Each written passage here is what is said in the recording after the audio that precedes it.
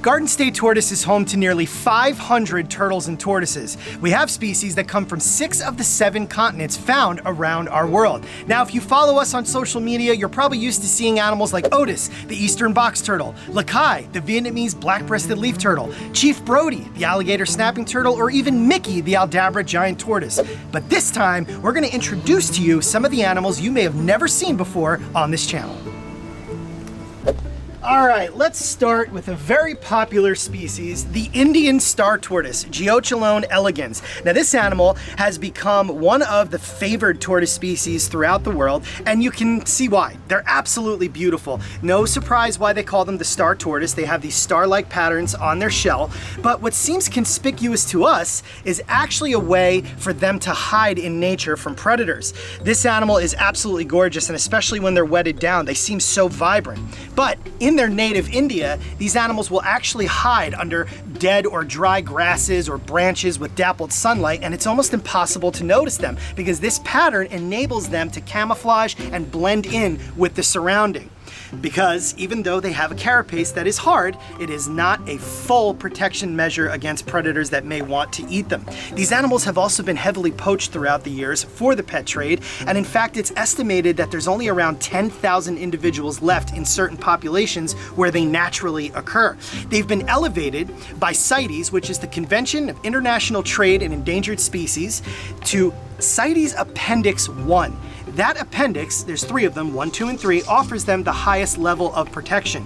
So collecting these animals in the wild and exporting them to other countries or anywhere has now been officially banned. So that's a major plus for Indian star tortoises. But in actuality, there's absolutely no reason for these animals to be removed from the wild anymore because they are so heavily captive bred. This species, although difficult in some ways, has actually proven to be very prolific under the right captive care, and there are so many truly captive bred individuals spanning several generations now that are available to serious keepers. Our very trio right here that you guys are looking at are in fact captive bred animals that were hatched right here in the USA. So these animals have actually never experienced their wild India, and they are perfectly at home where they are. Now, Indian star tortoises have gotten a bad reputation over the years for being very sensitive in captive collections, but that's usually from those wild caught animals. Captive bred ones can be pretty darn hardy, but there's another star tortoise that lives here at Garden State Tortoise that is even hardier.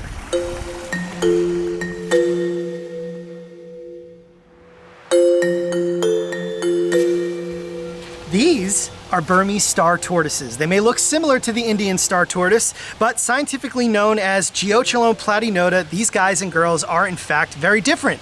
They're much larger. These animals still have some growing to do, and you can see they're every bit of about almost a foot long at this point. And they have more of a flower petal pattern on their carapace instead of those thin star-like lines. Now, this species was at one point in time, just a couple years ago, considered functionally extinct in nature. Now, what that means is there was not enough of them left in the wild to do their species any good. But thanks to head starting programs, they are now making a comeback. However, they are still critically endangered. Despite being in a sad state in nature, they're actually extremely prolific under captive conditions. And just like the Indian, there are plenty of captive bred individuals available throughout the world in the responsible sector of captive keeping. These animals lay a lot of eggs. In fact, one of our females was known to lay 54 eggs in just one season. So you can see they are rather different than the Indian that may lay only 3 to 6 eggs in a single clutch. These guys are extremely hardy. They can take cooler weather down into the 40s for short periods, and they also can take high humidity as well as extreme heat and dry conditions.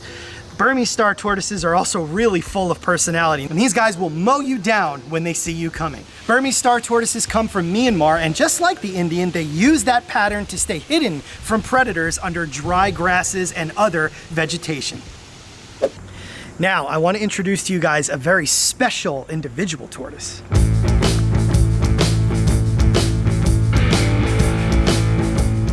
This guy right here is Swift. He is our rescued Sonoran desert tortoise, and let me show you something pretty cool that he does. What's up, buddy? Yeah, there he goes. When I hang out with Swift, it looks like we're both listening to heavy metal music and that we're having a headbanging contest. But what Swift is actually doing is being a bit territorial with me.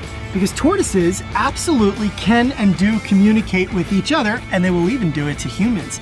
So he's basically probably saying to me, hey man, you are in my lair. What are you doing? Are you a threat? He's letting me know he is the boss. Of course I'm not gonna hurt him. I'm just gonna feed you something really awesome. But it really is remarkable to see a primitive reptile like this interact with me. Look at that. So what are you listening to in there? Swift, being a Sonoran desert tortoise, is a very highly protected American species and one of the few species of tortoise that are actually endemic to the United States of America. These animals are in severe trouble in nature, and they're also very susceptible to diseases in nature. In fact, a disease called mycoplasma has managed to wipe out, or at least get many populations very sick. So when these animals come into captive situations, they can never be released again because it's uncertain what they may carry and what they can do to a sensitive wild population. But that's okay, because Swift lived with his previous family for 15 years before coming to Garden State Tortoise, and he is safe here, and he lives alone.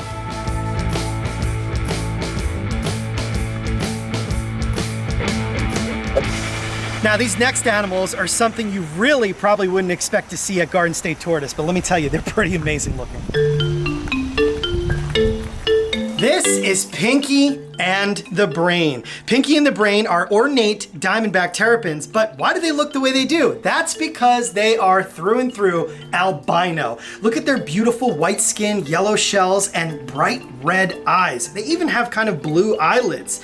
Now, we're not really morph people here. We don't usually breed for color or anything like that, but these animals needed a home. They came to us from a good friend, and let me tell you, these things are insane. They're beautifully healthy, super personable, and you might be wondering, do they have issues with their eyesight? Because a lot of albino animals may have some at least slight issues with finding food. These guys are awesome. They attack their food, no problem. I don't really see them having any issue with finding it or sniffing it out and grabbing it. Now, Pinky and the Brain are scientifically known as Malaclemys terrapin macrospilota. Here in New Jersey, we do conservation work with the northern diamondback terrapin, which is Malaclemys terrapin.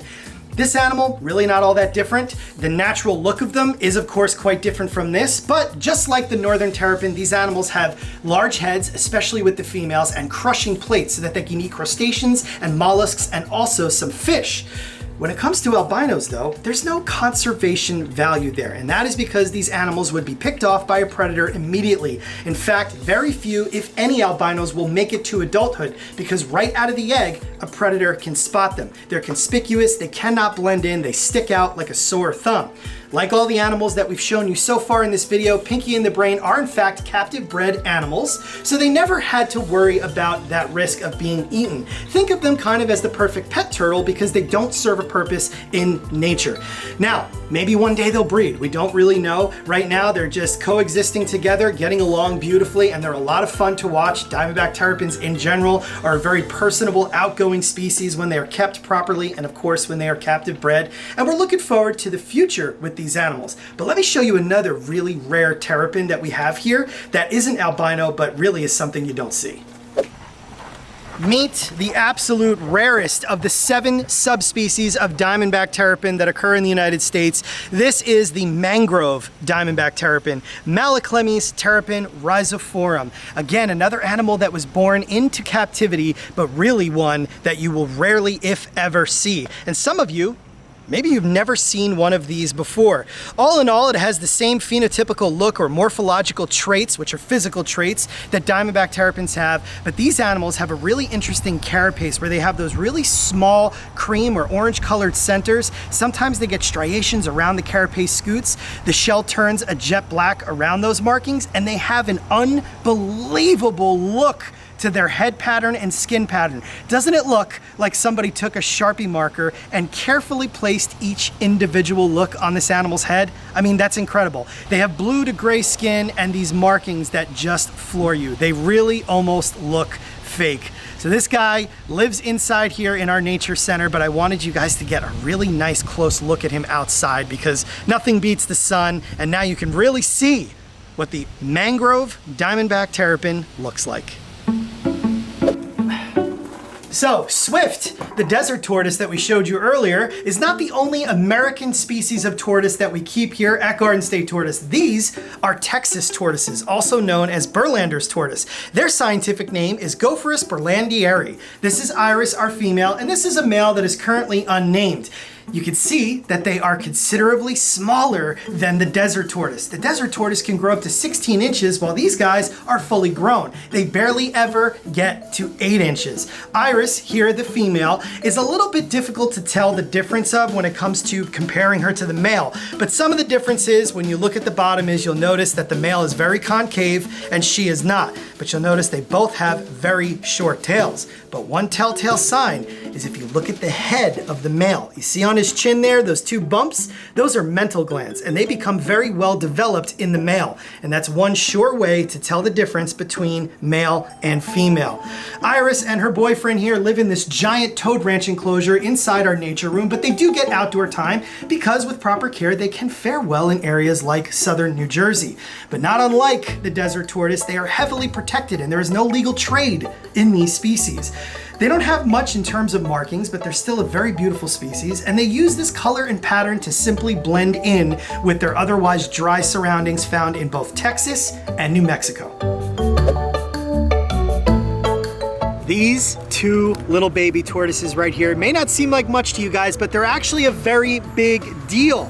These are baby Libyan Greek tortoises. And the reason they're a big deal is because they are so seldom produced in captivity, especially here in the United States. Over many, many years, testudo species, which are the Greeks, Hermans, marginateds, Russians, and Egyptian tortoises, have been imported to other countries in droves.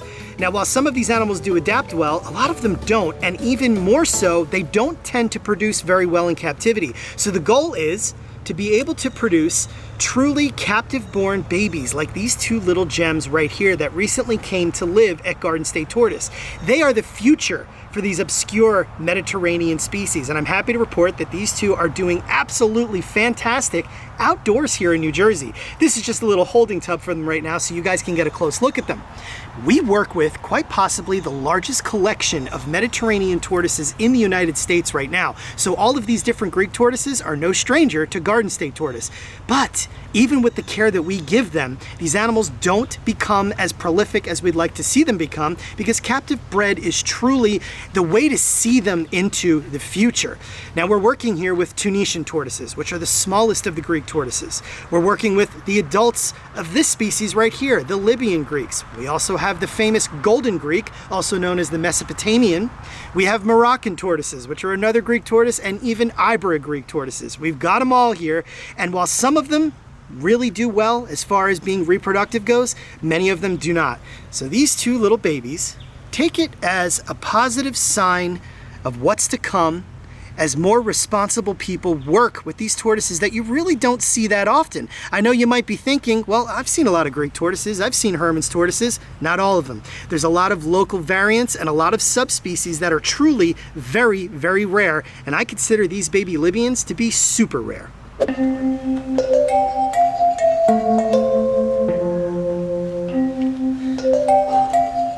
Whether it's rare or common, we do keep it here at Garden State Tortoise, and this is a cherryhead tortoise. It's a geographical form of the redfoot. This particular animal came out of Brazil many, many years ago, and you can see why they call them cherryheads. They have bright red heads. They also tend to have narrower, more extended snouts than your typical northern redfoot tortoise. The redfoot tortoise of South America is found in several different localities, and they do vary in appearance from place to place, not unlike the Hermans and Greek tortoises do. But the cherryhead really is a unique animal. But something I want to point out is they are by no means a dwarf tortoise. You will hear people call them cherryhead dwarfs, Brazilian dwarf redfoots. That's not the case. This animal is pretty darn big. She's about maybe close to 13 inches at this point, and she's been an adult the entire time we've had her. When you look at her plastron, you can see she's got beautiful dark markings and light areas. That contrasts the more common northern redfoot tortoises or redfoots of other localities. Cherryheads are highly coveted. They're favored by many collectors and keepers. But when it comes to care and personality, they are every bit as awesome as the northern redfoot and really a joy to experience. They love humidity, they appreciate rain and even puddles or shallow ponds to wade in. and I love them. I think they are really, really cool and just an awesome, almost like more contrasted, sleeker version of your typical redfoot tortoise. So that's just a quick look into just a few of the less seen species of tortoise and turtle that we keep here at Garden State Tortoise. But I'd like to know in the comments, what else do you guys want to see? Because we just might have it here.